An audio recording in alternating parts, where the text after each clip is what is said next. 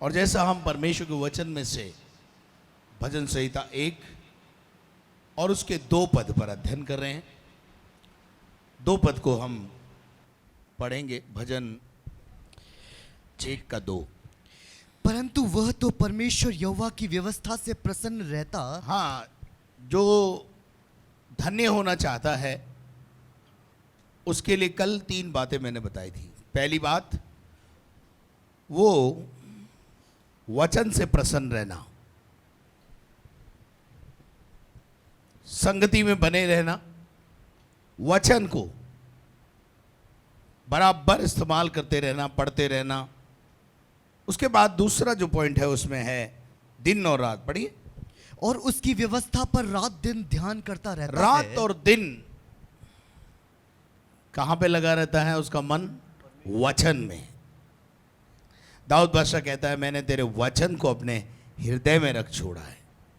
और एजरा कहता है मैंने अपना मन तेरे वचन में लगा लिया है। तो मेरे अजीजों, ये जरूरी है कि हम इसकी व्यवस्था से यानी वचन से दिन और रात ध्यान करें।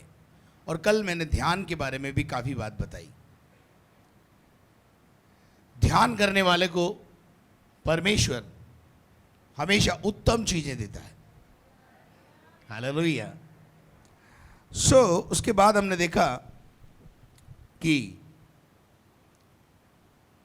जो अपने जीवन के अंदर वचन को केवल पढ़ने वाला है या सुनने वाला है, वो कभी आशीषित नहीं होगा, परंतु पढ़कर, सुनकर उस पर अमल करेगा, वो आशीषित होगा। आज हम परमेश्वर के वचन में से एक और बात को देखेंगे। हम निकाल के पढ़ेंगे 2 तीमुथियुस 3 अध्याय और उसके 16 और 17 पद को। 15 से अगर अपन पढ़ेंगे तो ज़्यादा अच्छा होगा। और बचपन से पवित्र शास्त्र तेरा जाना हुआ है। बचपन से, यहां बहुत अच्छा शब्द इस्तेमाल किया है, बाल्य अवस्था से। माँ बाप को कहना चाहता हूं, बाल्य अवस्था से बच्चों के अंदर वचन का आदर करना। वचन ऐसा नहीं बोलता, वचन ऐसा नहीं कहता, वचन ऐसा नहीं सिखाता। ये आपके मुंह से बार बार अपने बच्चों को शिक्षा देते समय वचन से शिक्षा दें। वचन का भय उनके जीवन में समा दें। पौलुस जो है तीमुथियुस के बारे में कह रहा है, और सिखाने वाला कौन है तीमुथियुस को? उसकी नानी और उसकी मां, जिन्होंने बाल्य अवस्था में तीमुथियुस की लाइफ में वचन का वैल्यू को डाल दिया है। और यहां पर हम देखते हैं कि यहां प्रभु का वचन कहता है बाल्य अवस्था से पवित्र शास्त्र तेरा जाना हुआ है, यानी तुझे मालूम है कि वचन में क्या लिखा है। और उसके बाद लिखा है जो तुझे मसीह पर विश्वास करने से, जो तुझे मसीह पर विश्वास करने से उद्धार प्राप्त करने के लिए बुद्धिमान बना सकता है। क्या बनाता है वचन? क्या बनाता है वचन? वचन का ज्ञान विश्वास करने से उद्धार प्राप्त करने के लिए हमको क्या बनाता है? बुद्धिमान बनाता है। अगर आप बुद्धिमान बनना चाहते हैं, बुद्धू नहीं रहना चाहते हैं, तो आपको और मुझको वचन की अहमियत हमारे जीवन में समझनी होगी। वचन को जब वैल्यू देने लगेंगे, वचन की जब आप आदर करने लगेंगे, नहीं मुझे वचन ऐसा नहीं सिखाता, वचन मुझे इजाज़त नहीं देता, वचन मुझे इस गलत काम को करने के लिए इजाज़त नहीं देता, यही है वचन का आदर करना। अब वचन का आदर कैसे करें? वचन का आदर करना यही है कि नहीं, वचन मुझे इस बात की इजाज़त नहीं देता, इसलिए मैं ये काम ना करूंगी ना करूंगा। हेलो, क्या आप मेरे साथ हैं? तो आगे क्या लिखा है? संपूर्ण पवित्र शास्त्र परमेश्वर की, संपूर्ण पवित्र शास्त्र। संपूर्ण का मतलब पूरी 66 किताबें। बाइबल में जो 66 किताबें हैं वो किसी व्यक्ति ने बैठ के लिख दी नहीं, लिखी तो व्यक्तियों ने ही है, परंतु जब वो लिख रहे थे तो वो पवित्र आत्मा के कंट्रोल में थे। उनके हाथ जरूर थे, लेकिन वो लिख वही रहे थे जो पवित्र आत्मा लिखवा रहा था। इसलिए वो वचन जो पवित्र आत्मा की प्रेरणा से लिखा गया है, उसकी अपने आप में एक बहुत वैल्यू है। आमेन। पढ़िए क्या लिखा है। संपूर्ण पवित्र शास्त्र परमेश्वर की प्रेरणा से रचा गया है। संपूर्ण परमेश्वर की आत्मा से वचन जो है वो लिखा गया है। और उपदेश और काय के लिए लिखा गया है? जानवरों के लिए, पक्षियों के लिए, पशुओं के लिए, है जी, मानव जाति के लिए लिखा गया है। आदम और हवा, उनकी औलाद, उनके वंश के लिए लिखा गया है, यानी मनुष्य के लिए लिखा गया है, यानी नर और नारी के लिए लिखा गया है, जो उस समय थे, आज हैं और कल रहेंगे। हम ये नहीं कह सकते कि ये पुरानी समय के लोगों के लिए थी, ये पीढ़ी उस पीढ़ी के लोगों के लिए था, आज के लोगों के लिए नहीं है, या आने वाली पीढ़ी के लिए नहीं होगा। ये था, है और रहेगा, सबके लिए है।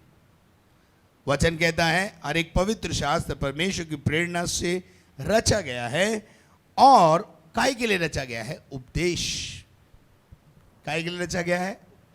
उपदेश देने के लिए। मैं आज सुबह आपके साथ क्या बात कर रहा हूं? उपदेश दे रहा हूं।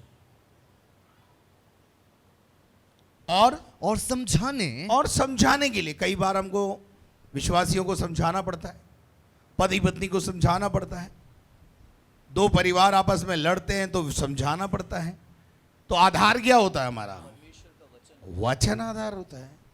वचन हमें नहीं सिखाता कि हम आपस में लड़ें।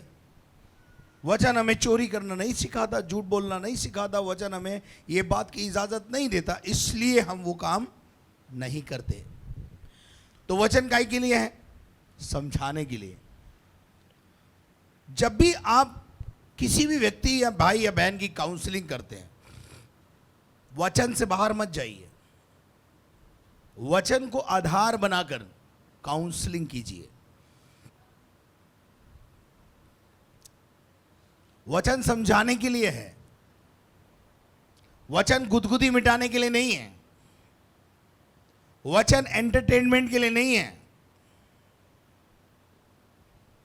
वचन उपदेश के लिए है, वचन समझाने के लिए है, और तीसरी बात, बिगड़े हुए व्यक्ति को सुधारने के लिए, बिगड़े हुए व्यक्तित्व को सुधारने के लिए एक ही चीज है, वो है वचन। जब किसी बिगड़े हुए व्यक्ति के पास वचन पहुंचता है, वो सुधर जाता है। सुधरता है कि नहीं सुधरता है जी? हाँ या ना? सुधर जाता है। शराबी शराब छोड़ देता है, नशेड़ी नशा छोड़ देता है,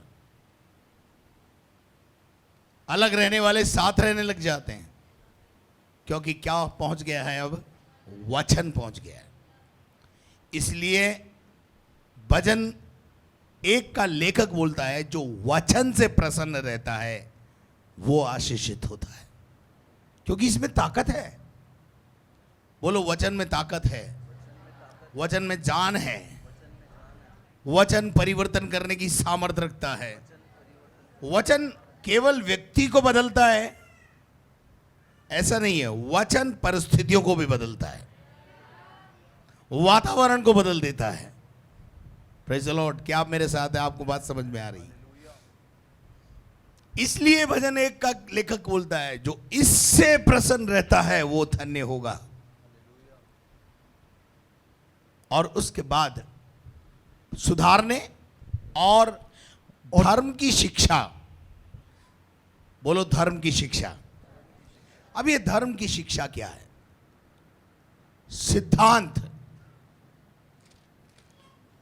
वचन में लिखे हुए सिद्धांतों को आज्ञाओं को, नियमों को, विधियों को पालन करना, ये मेरे और आपके जीवन का कर्तव्य है। जिंदगी में एक बात ध्यान रखना, जो सिद्धांत, शिक्षा की बातें वचन में लिखी हुई हैं, जब जब मनुष्य उसको तोड़ेगा, कष्टों में फंसेगा।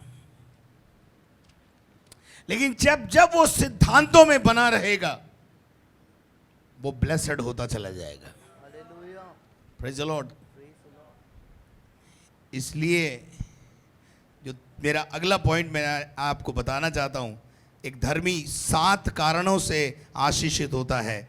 और यहां पर मैं जो चौथा कारण आपको बता रहा हूं, वो चौथा कारण यह है कि मैं और आप मसीही सिद्धांत में, क्रिश्चियन वैल्यूज में बने रहें। तब देखेंगे आप, इन द कमिंग डेज, आने वाले समय में आप और आपकी पीढ़ी आशीषित होने लगेगी। आमीन। अगर आप वचन की अवहेलना करते हैं, आप कभी आशीष नहीं पाएंगे। जैसे एक बाइबल का एक सिद्धांत है कि हमें हमेशा धन्यवादित बना रहना है। यह सिद्धांत है, यह समझ लीजिए, यह एक सिद्धांत है जो बाइबल में लिखा है। इसलिए मैं एक दफे प्रचार कर चुका हूं कि थैंकलेस पर्सन, जिसका मन धन्यवाद से भरा हुआ नहीं है, ही नेवर ब्लेस्ड, वो कभी आशीषित नहीं होगा। मेरे अजीजों, सिद्धांतों को, वचन के सिद्धांतों को जो पसंद करता है, वो आशीषित होता है। नेक्स्ट, अगला पॉइंट है मेरा, निकाल के हम पढ़ेंगे मत्ती 24:15।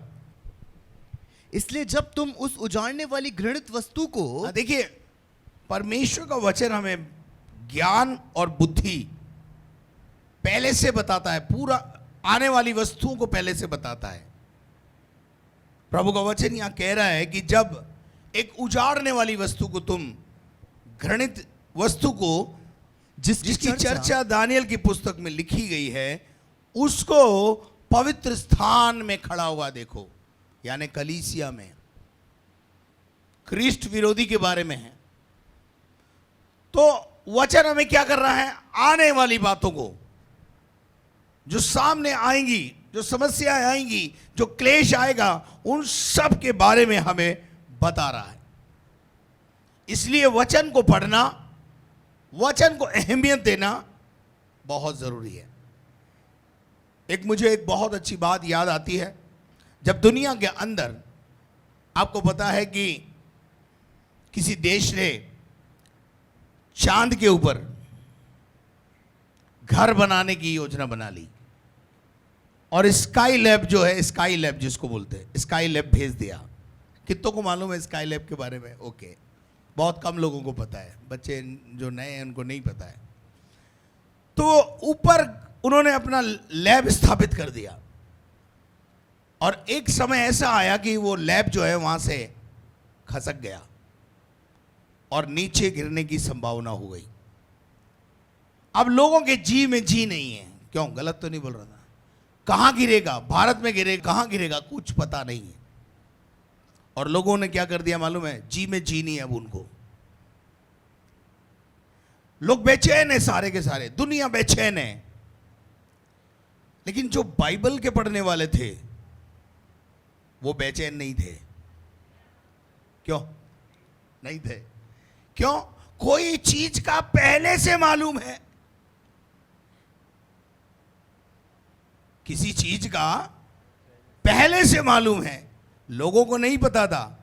लेकिन जो बाइबल के पढ़ने वाले हैं, उन्हें पता था कि वचन में लिखा है कि यदि तू अपना बसेरा चांद पे बसाएगा तो मैं उसे उठा के वहां से गिरा दूंगा। तो वो क्या पूरा हो रहा था? वचन पूरा हो रहा था। तो जब वचन पूरा हो रहा था, तो वचन के जो जानकार थे, वो बड़े आराम से अपना जीवन जी रहे थे। उनको पता था कि प्रभु सब कुछ ठीक करेगा। लेकिन जिनको पता नहीं था, उनके जी में जी नहीं था। इसलिए मैं आपसे कहना चाहता हूं, वचन को खूब पढ़ा करो। वचन में आने वाली बातें भी लिखी हुई है, जो घटनाएं होंगी वो भी लिखी हुई है। परेशान मत हो। हालेलुया। वचन के पढ़ने वाले कभी घबराते नहीं है, ध्यान रखना।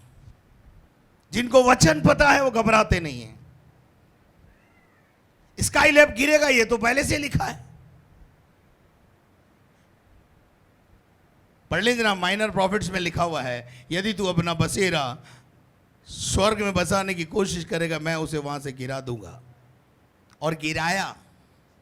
और मैं अभी भी बोलता हूं कि पृथ्वी परमेश्वर ने हमें रहने के लिए दी है, मंगल नहीं दिया है। मंगल पे जाके बसने की योजना मत बनाओ। कुछ लोग धरती पे प्लॉट खरीदने के बजाय अब मंगल पे खरीद रहे हैं।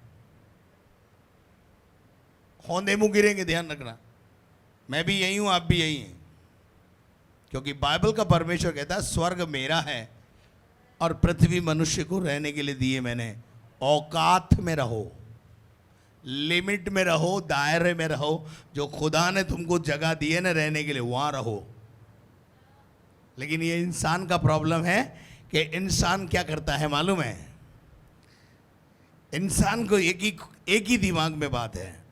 आपको पता है, एक स्वर्गदूत था जिसके मन में क्या एक विचार आया। क्या विचार आया? मैं अपना सिंहासन परमेश्वर के सिंहासन से भी ऊंचा ही बनाऊंगा। ये मंगल पर जाकर बसना कुछ ऐसा ही नहीं लग रहा आपको? हेलो, आप मेरे साथ हैं? नहीं, ये मंगल पे जाके बसना, चांद पे जाके जमीन खरीदना, मंगल पे जाके जमीन खरीदना, ये कुछ ऐसा ही नहीं लग रहा। तो इनसे थोड़ी दूरी बना के रखना, नहीं तो ये आपको भी ले डूबेंगे। धरती पे प्लॉट खरीदा नहीं जा रहा, मंगल पे खरीद रहे हैं। प्रभु का वचन इफिसियों 3:16 पढ़िए ब्रदर, और प्रकाशित वाक्य 1:3 दोनों पढ़ दीजिए। कि वह अपनी महिमा के धन के अनुसार हाँ। तुम्हें यह दान दे हाँ। कि तुम उसकी आत्मा से अपने भीतरी मनुष्यत्व में सामर्थ पाकर बलवंत होते जाओ। हाँ, पौलुस कहता है कि वो अपनी महिमा के धन के अनुसार तुम्हें ये वरदान दे, ये दान दे कि तुम उसकी आत्मा से भी और भीतरी मनुष्यत्व में सामर्थ पाकर क्या बनते जाओ? बलवंत बनते जाओ। बलवंत बनना है। निदान प्रभु में और उसकी शक्ति में क्या बनो? बलवंत बनो। मेरे अजीजों, ये जरूरी है। प्रकाशित वाक्य 1:3 पढ़ दीजिए। धन्य है हाँ, वह जो इस भविष्यवाणी के वचन को पढ़ता है। देखिए, वचन को पढ़ना और वे जो सुनते हैं, वे जो सुनना और इसमें लिखी हुई बातों को मानते हैं, वे जो इसमें लिखी हुई बातों को मानते हैं, वे लोग धन्य हैं। यानी वचन आपको ज्ञानी बनाता है। चुनाव के टाइम में हम मूर्ख थे। क्या लिखा है बाइबल में? पौलुस कहता है मैंने परमेश्वर ने जगत के अगर आप मूर्ख नहीं होते ना तो आप यहां नहीं होते, बता दूं मैं आपको। आप मूर्ख थे, बावड़े थे, इसलिए चुनाव की प्रक्रिया में आ गए। लेकिन यहां आने के बाद बुद्धू नहीं है हम, वचन ने हमको बुद्धिमान बना दिया है। Praise the Lord. अब दुनिया के लोगों से ज़्यादा बुद्धि प्रभु ने हमको दी है। मैं कभी कभी सोचता हूँ, प्रभु ये जो इतना अच्छा से मैं सेवा कर लेता हूँ, प्रचार करता हूँ, और मुझे याद रहता है, काश अगर जब मैं पढ़ता था तब इतनी बुद्धि होती तो मैं डॉक्टर होता। नहीं,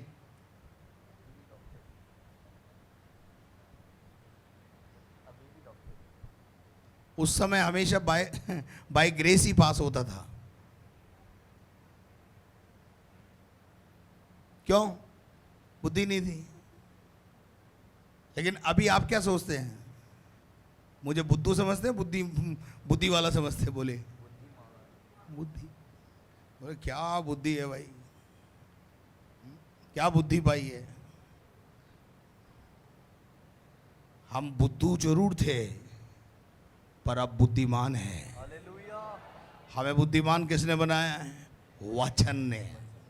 आप भी पढ़ना शुरू कर दीजिए, ये वचन आपको बुद्धिमान बना देगा, ये वचन आपको प्रभावशाली बना देगा, ये वचन आपको उठाएगा। हालेलुया। जिसने इसे उठाया है, इसने उसे उठाया है। समझ में आई हो तो हालेलुया बोले।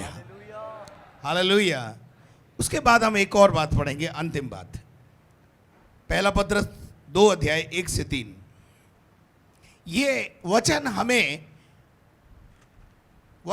बढ़ाता है। वचन हमें क्या करता है? बढ़ाता है, बढ़ने में मदद करता है, नरिशमेंट होती है इसके द्वारा हमारे जीवन में। पढ़िए पहला पत्रस 2 अध्याय 1 से 3 पद। इसलिए सब प्रकार के बैरभाव, इसलिए सब प्रकार का बैरभाव और छल और कपट और डाह और निंदा को दूर करके क्या करना है? ये चीजें दूर करनी है। ये चीजें आपको बढ़ने नहीं देगी, ये चीजें आपको बुद्धिमान नहीं बनने देंगी, ये चीजें आपको प्रभावशाली नहीं बनने देंगी। जब तक ये चीजें आप में विराजमान है, कोई चांस नहीं है। कौन कौन सा? बैरभाव, छल, कपट, डाह और एक दूसरे को बदनाम करने की आदत। इसको क्या करना है? अपने पास रखना है या दूर करना है? बोलो दूर करना है। पड़ोसी को बोलो इन चीजों को दूर करना है। तब आपको प्रभु बुद्धिमान बनाएगा, तब आपको ज्ञानवान बनाएगा। हालेलुया। ये चीजें अगर अंदर विराजमान है, कभी आशीषित नहीं होगे, कभी बुद्धिमान नहीं बनोगे। चलिए आगे बढ़िए ब्रदर। नए जन्मे हुए बच्चों के समान कैसे बनना है? न्यू बॉर्न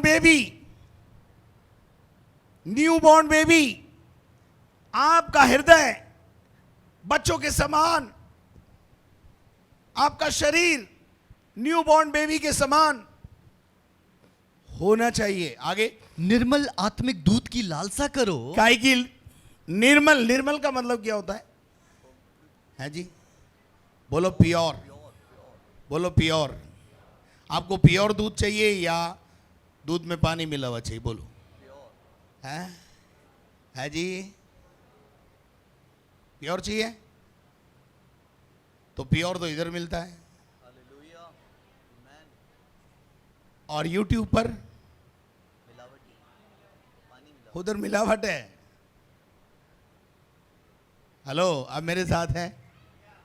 निर्मल दूध की क्या करो? लालसा करो, और ताकि उसके द्वारा उद्धार पाने के लिए बढ़ते जाओ। काई में बढ़ते जाओ, उद्धार के प्रोसेस में बढ़ते चले जाओ।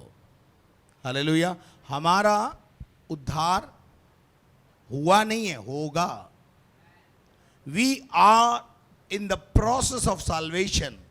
हम उद्धार की प्रक्रिया को रोज अपने जीवन में पूरा करते हैं। आज अगर आप सुबह आकर के प्रार्थना कर रहे हैं, दिन में वचन पढ़ रहे हैं, शाम को फिर प्रार्थना कर रहे हैं, और जो कुछ भी आध्यात्मिक क्रियाएं आप कर रहे हैं, तो आप अपने उद्धार की प्रक्रिया को पूरा कर रहे हैं।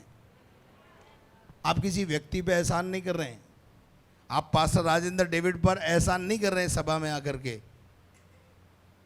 यीशु मसीह पर एहसान कर रहे हैं, ऐसा नहीं है। आप क्या कर रहे हैं मालूम है? आप अपने उद्धार की प्रक्रिया को रोज पूरा कर रहे हैं। बच्चा रोज स्कूल क्यों जाता है? एक हफ्ते में एक बार क्यों नहीं जाता? बताओ। अब जब मैंने रोज शुरू किया है तो लोगों ने एक सवाल किया, वाई रोज? तो मैंने बोला वाई स्कूल डेली, दुकान डेली, जॉब डेली, तो why not worship daily? Hallelujah.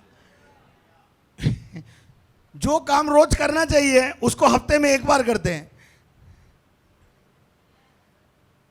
तो ये क्या है? उद्धार का प्रोसेस है। हालेलुया। और पौलुस एक बात कहता है, मैं अपने शरीर को मार कूट के वश में करता हूं। आप यहाँ पर आते हैं तो ऐसे थोड़ी आ जाते हैं, अपने शरीर को क्या करते हैं, मारते हैं, कूटते हैं, तेरे को जाना है आराधना में।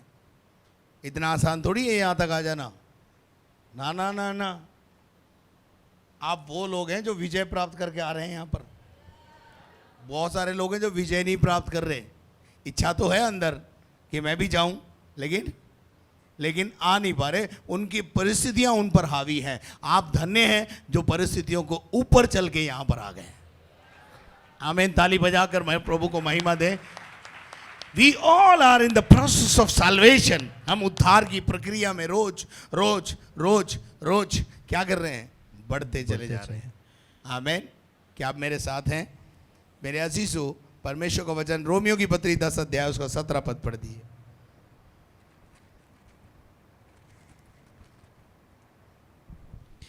अतः विश्वास सुनने से आता है और सुनना मसीह के वचन से होता है। विश्वास के द्वारा हमारा उद्धार होगा, ऐसा है। तो विश्वास कहां से पैदा होगा? विश्वास वचन से नहीं लिखा है, सुनने से। बोलो सुनने से। तो क्या सुनना? रेडियो, बुराई है? शर्मा आंटी की बात, वर्मा आंटी की बात, क्या सुनना है? बोलो वचन। धन्य है जो इस वचन से प्रसन्न रहता है। दाऊद बादशाह कहता है, मैं खुश हुआ जब लोग मुझसे कहने लगे आओ हम खुदा के घर चले। क्या सुनेंगे वहां? वचन। वचन हमें बढ़ाता है। आमीन। वचन हमें क्या करता है? बढ़ाता है। वचन हमें नरिशमेंट देता है। वचन नहीं है तो कुछ भी नहीं है जिंदगी में। आमीन। प्रभु आपको ऐसा बल दे कि आप एक धर्मी की नाई वचन को अपने जीवन का आधार बनाएं। ये वचन आपको उठाएगा, ये वचन आपको ऊंचाई पे ले जाएगा, ये वचन आपको बुद्धिमान बना देगा, ये वचन आपको आदर और महिमा का पात्र बना देगा। ये वचन के द्वारा आप अपने आप को पवित्र करके उसके योग्य पात्र बना पाएंगे। हालेलुया। जब वचन अंदर जाएगा तो वो हड्डी हड्डी को तोड़ देता है, कठोर हृदय के टुकड़े कर देता है। इस वचन में इतनी ताकत है। जितनी ताकत हथौड़े में नहीं है ना, उतनी ताकत इस वचन में है। क्या आप मेरी बात को समझ रहे हैं? आइए अपने स्थान पर खड़े हों, वचन को महत्व दें। परमेश्वर का वचन कहता है भजन 138:2 में, मैंने उसके मंदिर की ओर मुंह किया, मैं उसके मंदिर की ओर जाऊंगा और उसको दंडवत करूंगा, क्योंकि उसने अपने नाम से ज्यादा वचन को महत्व दिया है। आपकी जिंदगी में आपने किसको महत्व दिया है? वचन को या दुकान को? वचन को या नौकरी को? वचन को या अपने बीवी बच्चों को? वचन को या अपने पड़ोसी को? आपने किसको महत्व दिया है? परमेश्वर कहता है मैंने अपने नाम से भी बड़ा वचन को महत्व दिया है, और आपने किसी और को महत्व दिया हुआ है। आपकी जिंदगी में वचन का दर्जा नंबर 2, 3 पर है, जबकि होना चाहिए नंबर 1 पर।